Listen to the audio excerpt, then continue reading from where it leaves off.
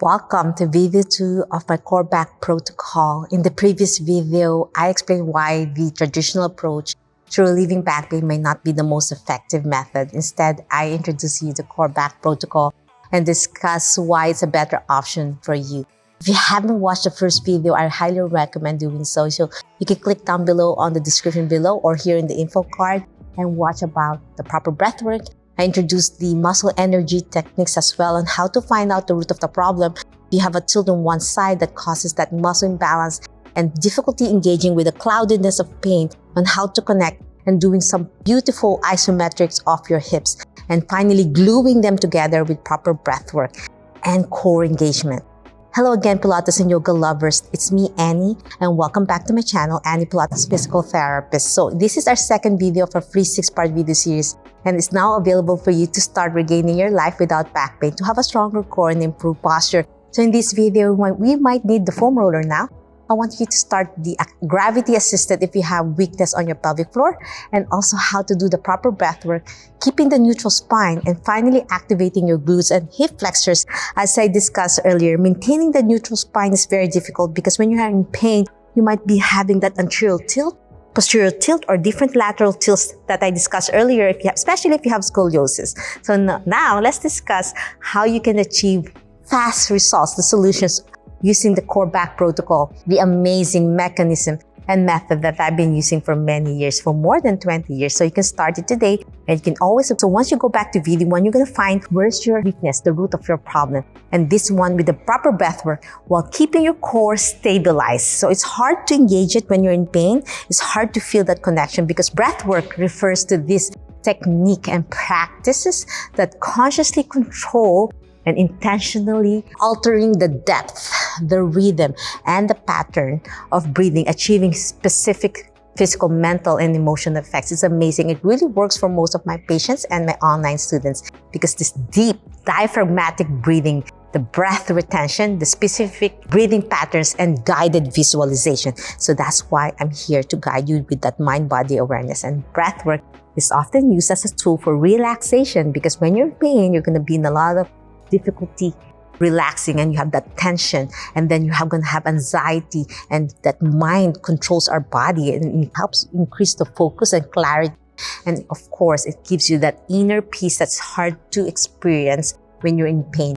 And that's why there's a physical, psychological, the physiological effects, of course, increase lung capacity, oxygenation of the body, and when you have more oxygen, there's more healing and helps remove wastes and inflammation of your body. So there's a lot of techniques out there, breath work, but most of my patients, they breathe through their mouth, tightening their neck, and they're lifting their chest up instead of lateral rib cage opening, instead of abdominal diaphragmatic breathing. So the diaphragm is a dome shape when it's not breathing in. When you inhale from your lungs, that you place air from your nose all the way through your trachea, down to the bronchi, all of your lungs to expand. It pushes down to the diaphragm, and that's why it's so important to breathe in and lower that, and that gives space when your organs are pushing up. You want to make sure your spine is in neutral position so you're not hunching forward and that constricting your breath, right? It helps understanding the anatomy of the lumbar spine and your rib cage is crucial. That will identify root cause of your poor posture. So I will show you how to fully engage your core without putting strain on yours. Guess what? Your spine. And that's why that proper breath work, maintaining that neutral spine technique, which activates the deep core. And guess what? Your pelvic floor muscles, because they go side by side like a piston motion that helps that beautiful core, the powerhouse of our body, to be strong in neutral position that is unique to you because everyone's unique on their posture as long as there's not having pain. And when you're having pain, you know that that uniqueness is not good for you. You want to start relearning new behavior, the neck and back. The neutral spine refers to the natural and optimal alignment of that curvature, the natural curvature from your neck, the cervical, the thoracic, and the lumbar. And in a neutral position, those curves are balanced and aligned, allowing our proper distribution of forces and optimal functioning of the spine. So when the spine is in a neutral position, the vertebrae are stacked up on top of each other. But if you have a pinpoint pain on that area of your spine. That's when there's too much fulcrum. Fulcrum means pressure points. And that's why we need to feel that alignment to have that natural curvature, but not over excessive or over flattening. Because we're always in the telephone, our cell phone, our computer, looking down, and that causes a straight neck.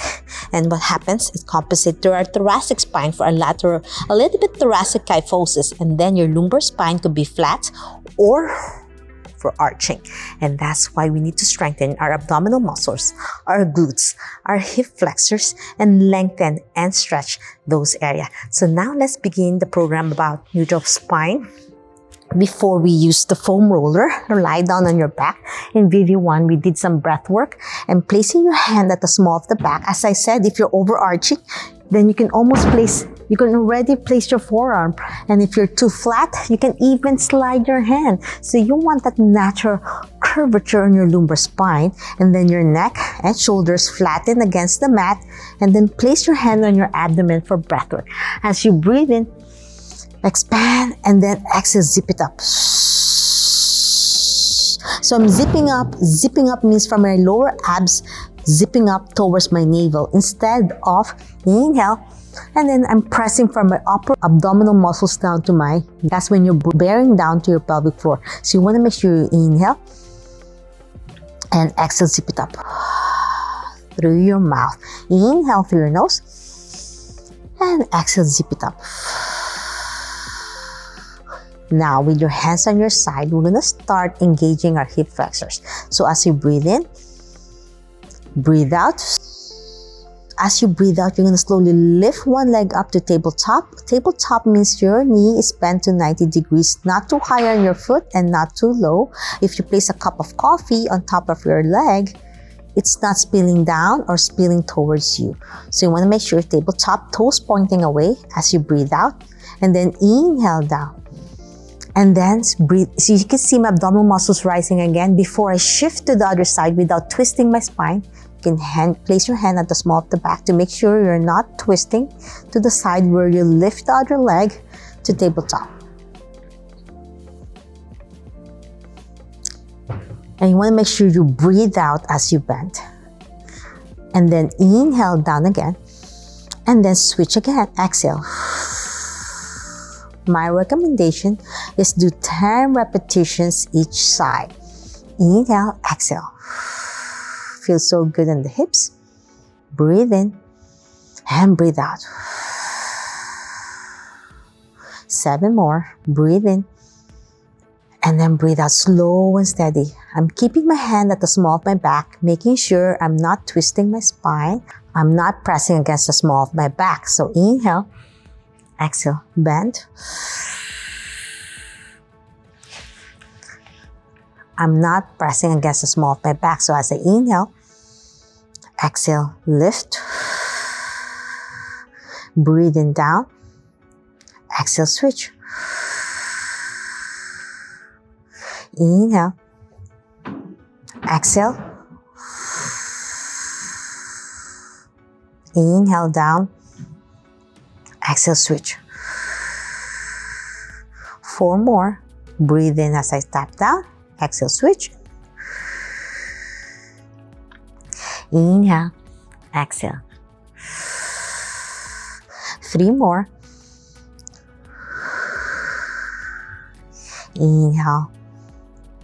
Exhale. 2 more. So I'm activating my hip flexors. And that's why I'm not overstretching yet. I'm building strength first. And stability. Especially those deep hip flexors, your psoas major and your iliacus. It's called iliopsoas because it's the combination of iliacus and psoas major, and they attach on your hip joints. Now, after doing that, let's do a gentle stretching by doing a gentle bent knee fall out, which means with your knees bent, as I breathe in, breathe out slowly, opening my knee out to the side, keeping that cup of coffee in the middle of my pelvis, not spilling to the left. So as I lower my left knee out, because most of my patients, they're very tight on their hips, they start turning their body to the left as well. You don't want that. We want to keep the core stabilized. That's why it's called core stabilization. So as I inhale, bracing my core, zip it up as I breathe out through my mouth and slowly opening my knee out to the side, while keeping that neutral position, which means I'm not twisting my lumbar rotation. I'm still looking straight on the ceiling. And then inhale, back center, and then we alternate and then open to the other side to the right. And then keeping that cup of coffee, if I place a cup of coffee on my hips on top of my pelvis, I'm not spilling it to the right this time. Keeping it facing up to the ceiling, and then inhale, back center.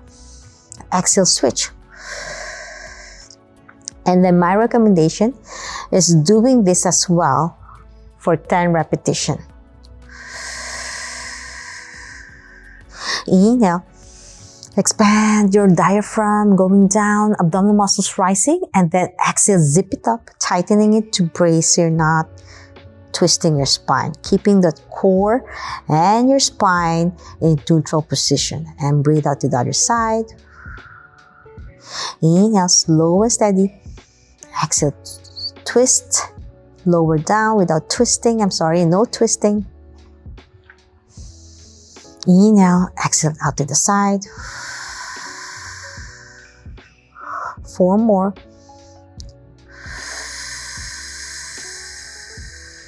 Inhale, exhale. 3 more.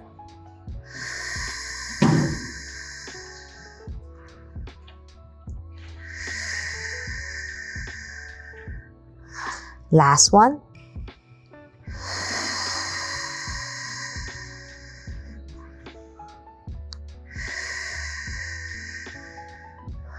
Well done. The next exercise is bridging. So bridging is usually very difficult for most of my patients. Challenging for most of my patients, because if you have arthritis on your back or facet syndrome and you bridge and you're very weak, instead of using your glutes muscles, most of my patients, they use their lumbar spine. So if you find your bridging too difficult, I have a different variation you can do to activate your glutes. And that's one of my secret sauce, is to really just tighten your butt muscles. So if you're having excruciating pain, bridging is not a good idea. So the bridging is for those who has no pain when they lift. So my recommendation today is with your legs straight and take a deep breath, because we want to decompress your spine. Inhale, expand. Exhale, squeeze your core in and then squeeze your glutes. And that's one of the best tools of my program, is to really activate them first. And activate means you're squeezing your butt cheeks together. If you place a penny on your butt crack, I know it's funny, you don't want that penny to drop off your butt crack. Again, inhale, exhale, keeping your spine in neutral position, and breathe out. If keeping your legs straight hurts your back because you're compressing because of your postural awareness, then slightly bend your knees, and that's okay. Again, inhale, exhale, squeeze your glutes, and squeeze your core. 2 more deep breaths in. Last one, my friends. Inhale, exhale. And now the foam roller. As I said, most of my patients have a very tight thoracic spine, and this is a very soft foam roller that you can check out on the description below. And this will help my patients, because when your foam roller is too hard, it's too challenging for their spine to carry. So on your thoracic spine, you take a deep breath and then slowly lean back and roll that foam roller on your mid back and breathe out. Keeping that neutral spine, which means you're not arching. Inhale back to a little bit curl, abdominal crunch. Engage your abdominal muscles. Breathe in and breathe out gently. And this is only 3 inches, so it's not too thick to the point you're overstretching your neck and spine. So if you don't have a foam roller, use a roll towel. Again, inhale and exhale, roll back.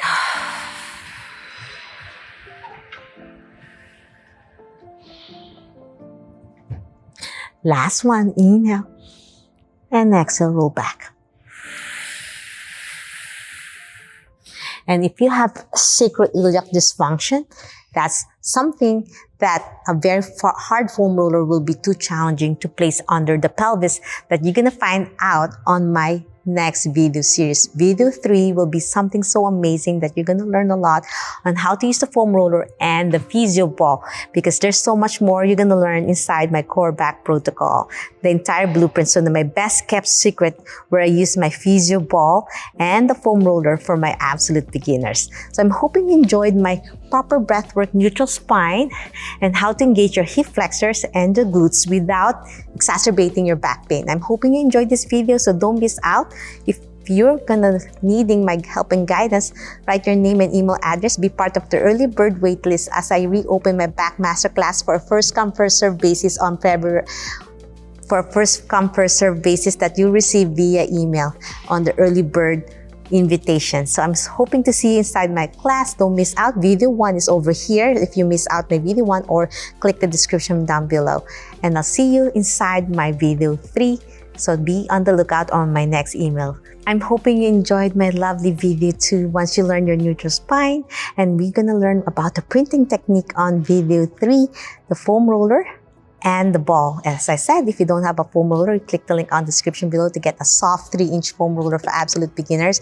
And there's also the 6-inch foam roller for the next advanced level, because the taller, the more diameter it is, the more difficult to engage and not to roll the foam roller out. So does it all make sense? Let me know if you have any clarifications. Leave a comment down below. So in my upcoming back masterclass, I will share even more strategies with you, including information on neutral spine, the PNF patterns, the printing techniques, and self-myofascial release using the foam roller, and the physio ball for my best kept secret on engaging in the coming days. So stay tuned. So write your name and email address. Don't miss out on the email series. So you receive an email from me, click the link of the video directly to the video series. And the next few days, I'll be reopening my back masterclass for a first come first serve basis. So be part of the early bird with the 20% discount only for the early birds. And the secret technique that is my go-to for many years, and I rarely discuss it publicly. So stay tuned, because what I'm about to share in the next video will amaze you. So don't miss out. Video 1 over here. Watch this video over here. And then video 3 is coming soon. Always remember, be safe, be well, and healthy you. Bye!